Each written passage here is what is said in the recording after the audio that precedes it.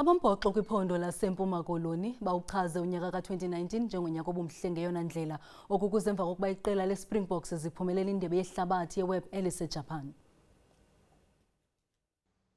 Umqeqeshi weqela lamabhokobhoko uRasi Erasmus, umncedisi wakhe umzwandile Stick, ukapteyini uSiyamthanda Kolisi nabadlali Elton Yankees, Makazole Maphimpi kunye nolukhanyo bonke baphuma kwiphondo lempuma Koloni badlale indima enkulu kwimpumelelo ebuye neSpringboks eJapan. Usiya Kolisi uzalelwe kule lokishi yaseZwide echazwa njengomntwana womgquba. Elinye lamaqala kwibhola yombhoxo umnumzana Zola Yeye naye ube inxalenye yale mbali. A brilliant year for achievement. Ordinary people from ordinary beginnings made us proud this year.